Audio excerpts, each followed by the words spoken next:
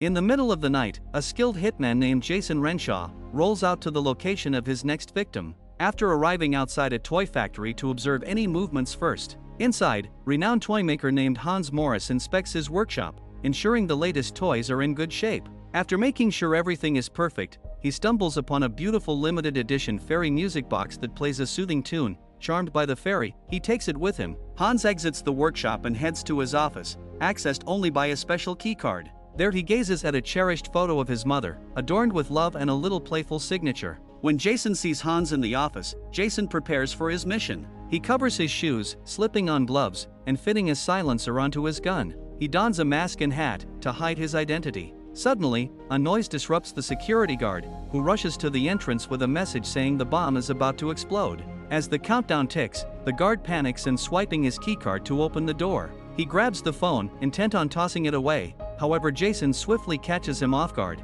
and puts him to sleep by using a tranquilizer dart. He snatches the phone, shutting it off, and steals the guard's keys. After disposing of the dart and hiding the unconscious guard, Jason slips inside and checks the security cameras, spots another guard approaching. He disables the cameras using the stolen key, and prepares to ambush the new guard, shooting him with another tranquilizer. He leaps onto the guard, subduing him until the sedative takes effect. Once the second guard is hidden away, Jason ascends to the CEO office, accessing it with the guard's keycard. Hans stands up as he notices him, and barely has time to whimper before Jason opens fire, shooting him multiple times and eliminating him instantly. After confirming Hans is dead by checking his pulse, Jason notices the picture frame is shattered as the body fell, also the odd signature catching his attention. He finds the music box and listens to its melody, and decides to take it with him. Moments later, he's aboard a plane heading home. He uses a burner phone to text his employer, instructing them to verify Hans' death on the news and to transfer the payment. When the passenger beside him asks for gum, Jason opens his bag, only to be startled by the fairy, which started to look spooky. The other passenger looks puzzled by his reaction, but Jason maintains a calm smile as he hands over the gum. Hours later, at the airport, he watches the news report confirming Hans' murder. With police knows a hitman is involved. As he rides the escalator, he's spooked out by a baby toy carried by a girl. Feeling uneasy, Jason turns away. Finally, he arrives back at his apartment building, and can't avoid spotting another toy at the front desk, which also belongs to Hans' brand. Inside his apartment, he sees the toy duck he had left in the pool, sending another wave of anxiety through him. To ease his discomfort, he leaves it on the balcony. After a quick shower, Jason retrieves the fairy music box from his bag, placing it in a glass cabinet filled with mementos from every person he has killed. He then checks his computer, confirming his payment has been wired and sees a new job waiting for him in London. But first, he decides to take a nap. Later, he wakes to the sound of the doorbell. Checking the security camera, he sees the receptionist dropping off a package at his door. Inside, he finds it lacks any sender information, but he can't shake the feeling of familiarity as he notices the same peculiar face he saw on Hans' mother's picture. Using a knife, Jason carefully begins to open the package, anticipating a possible trap. As he cuts through the wrapping, the brand logo confirms it's from Hans' factory, and a sticker promises a bonus surprise. Moving cautiously, he cracks the box open slightly and uses a flashlight to inspect its contents, ensuring it isn't rigged. He's surprised to discover a box of toy soldiers complete with weapons and even vehicles. Once satisfied, he fully opens the box, confirming it's just an assortment of toys. Still puzzled, Jason examines the paper with the familiar face, feeling uneasy. He inspects a soldier closely but finds nothing amiss, so he dropped it and heads to his bar for a soda can. Suddenly, a noise catches his attention as he sees the toy box has toppled off the counter. Heart racing, he stares at it for a moment, then cautiously checks the other side of the counter for anything unusual. Finding nothing behind the counter, Jason returns to the toy box, only to be shocked to discover it empty. Suddenly, the curtains rattle, and he rushes to investigate, but again, he finds nothing. Then a lamp goes off by itself, and as he goes to inspect it, he realizes the plug has been cut off. His attention shifts to the kitchen, where he another light going off too. As he approaches to investigate, he feels a sharp pain in his foot. Jumping back with pain, he extracts the mysterious object that has stabbed him, only to discover it's an army toy weapon. Then Jason, crouching down to look under the furniture, he's suddenly fired upon by tiny bullets. He quickly ducks for cover, feeling the small scars form on his skin, though the bullets are tiny, but they still cause damage. Peeking out again, the firing resumes, and a small missile erupts, hitting his leg with a blast that scorches his pants along with his flesh. Jason rolls across the floor and hides behind a step as the fire continues. Seeking refuge, he hides in the bathroom and checks his wounds in the large mirror, then he grabs a smaller one. He cracks the door open just enough to peek outside, witnessing the destruction as the fire rages on, systematically dismantling his apartment's lights and electronics. A missile even strikes a lamp, igniting a small fire. Just then, the firing stops, and Jason finally draws the enemy's attention. Another missile is fired, shattering the mirror and sending shards into his skin.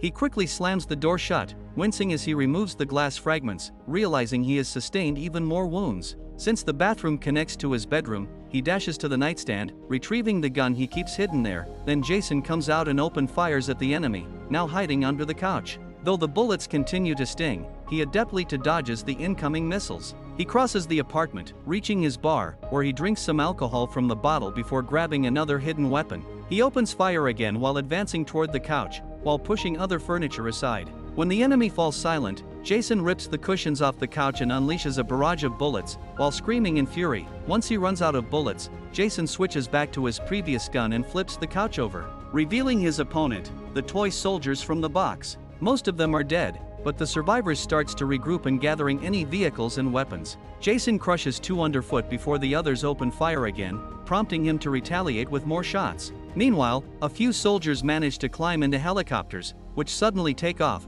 and starts launching missiles at him. Jason ducks just in time as explosions rock his bar, with small but powerful explosions. The helicopters dive toward Jason's, their rotors slashing at his face along with his hands, forcing him to drop the gun. He quickly retrieves it and manages to shoot one of the helicopter down, but this gives the others a chance to launch more missiles at him. With no option left, Jason bolts back into the bathroom. After locking the door behind him, he looks into the mirror, and is horrified to see how much he's bleeding. With shaky hands, he washes his wounds and applies disinfectant, wincing and groaning in pain. After drinking some water to steady his nerves, Jason carefully bandages his injured hand. Suddenly, a missile crashes through the door, and a toy helicopter buzzes into the bathroom. Thinking quickly, he grabs a towel, capturing the toy before hurling it to the ground and stomping on it in a fit of rage. Just then, another helicopter enters, firing a missile that explodes but fails to stop him. Jason snatches his gun and returns fire, forcing the helicopter to retreat outside. He checks to ensure the helicopter isn't lingering outside the door, then retrieves the towel, tossing the broken toys into the toilet and flushing them away.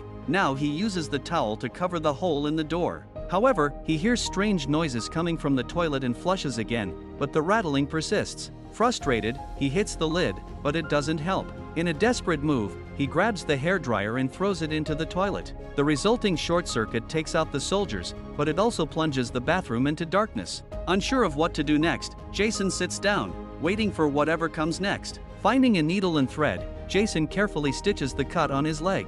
After drinking some water, he notices a can of bug spray that fell from the cabinet and pockets it as an additional weapon. Just then, he spots something moving by the door and instinctively prepares to shoot, only to see a piece of paper being slid in. Once the soldiers retreat, he snatches the paper, reading the word surrender. In retaliation, he scrawls an insult on it before sending it back, then he moves the towel aside to peek outside, and sees the soldiers firing a cannon. He dodges just in time as the cannonball blasts an even larger hole in the door. The shots continues, chipping away at the door until barely any wood remains. With no other option, Jason climbs out the window, finding himself on a narrow ledge above the city. Stepping cautiously, he walks around the ledge and hides behind the wall, right before a helicopter emerges, narrowly avoiding detection. He resumes his slow movement toward another window, but the helicopter spots him, firing once and hitting him in the face. Despite the pain, Jason manages to stay upright and returns fire, running out of bullets as well. However, one shot ignites the helicopter, sending it crashing to the ground in flames. After narrowly escaping, Jason continues to traverse the edge of the building, wincing from the painful wound in his ear. Gripping a pipe for support, he navigates around the building but slips and falls, fortunately landing on his balcony. Taking cover behind the grill, he peeks inside, spotting the soldiers regrouping to strategize with their remaining cannon. Desperately brainstorming, Jason notices the duck, a lighter, and an extinguisher on the grill. Moments later, the duck floats into the pool, attracting the soldiers' attention and clearing the area by the door for Jason to slip inside. He seizes the opportunity and surprises the soldiers by unleashing the extinguisher on them. However, a second team ambushes him from behind, opening fire and destroying one of the mementos in his cabinet. Jason struggles with the lighter but finally turns it on and combines it with the bug spray, creating a makeshift flamethrower, and uses to burn the soldiers down. The toy truck crashes into the furniture, and Jason yells out in satisfaction as he directs the flames toward the remaining soldiers. Once he's inflicted enough damage, he grabs a knife and slices the soldiers into pieces, even stabbing one of them to watch it wiggle in agony. Suddenly, the soldiers floating in the foam shoot down the duck as the extinguisher finally runs out. Before they can return fire at him, Jason striking them with their own box. Believing the chaos has finally come to an end, he gathers the remnants of the broken toys and takes a closer look, but finds nothing special about them. He counts them carefully, checking the numbers on the box to ensure nobody has escaped, and then disposes of them in the garbage disposal, turning the toys into dust. After properly cleaning his wounds, Jason sinks into his pool to relax. But a sudden noise jolts him, and he feels a sharp pain in his arm. He quickly exits the water to investigate, but everything appears normal. Noticing the deep cut on his wrist, he wraps a towel around it before retreating to hide in his bedroom. There he attempts to stitch the wound, but his hands shake so violently that he struggles to thread the needle. Ultimately, he settles for bandaging the injury and getting dressed before cautiously stepping out. Keeping a vigilant eye on his surroundings, he grabs the magnet with emergency numbers from the fridge and starts backing away from his apartment to avoid a surprise attack. In the elevator, he presses the button to descend, but tension lingers as he hears something moving on the roof. The sound shifts, indicating that something has entered the elevator mechanism. Suddenly, a shot rings out, and the panel explodes, plunging the elevator into darkness and causing the elevator to stop. The hatch on the ceiling swings open, revealing a larger and stronger soldier than the others. As the soldier leaps inside, Jason tries to track its movements with his puny flashlight, but it moves too swiftly, slashing at his legs. In a flash, it jumps, adding a deep cut to his other arm. Jason quickly wraps his belt around the wound to avoid bleeding out. When he turns back, he finds the soldier growling at him from the panel before it climbs out through the hatch. Immediately, two explosions erupt above the elevator, causing it to shake violently. Desperate, Jason jumps repeatedly until he reaches the hatch, managing to climb out and find himself wedged between floors. Suddenly, another explosion rocks the area at his feet, and he sees the soldier poised above him, ready for a kill. Spotting a second elevator approaching, Jason makes a leap for it to escape. As it descends, he jumps inside, making a painful landing. He quickly pressing a button, believing he's safe. However, the soldier has managed to cling to his shoe and is now climbing up his body. It growling at him furiously, and Jason growls back defiantly, before the soldier begins stabbing him, only to be shoved off, just as the elevator doors open at the reception. Before he can fully escape, Jason passes out from exhaustion. The soldier approaches to finish the job, but to its surprise, Jason was only pretending. He seizes the toy and pushes it toward the closing doors. The little soldier desperately holds out its arms, but it lacks the strength to stop them and the doors closes anyway, crush it to death. Then Jason hears a beeping noise. He looks down at the toy's body and discovers a bomb in its bag. He laughs in defeat just before the bomb explodes, creating a massive explosion that engulfs the entire elevator in flames. Back in his apartment, the sticker peels off the box, revealing the bonus surprise written by Han's mother, a commando and a thermonuclear weapon. Meanwhile, in the glass cabinet, the fairy music box plays its haunting song. If you've enjoyed the video, don't forget to like, share and subscribe. See you in the next video.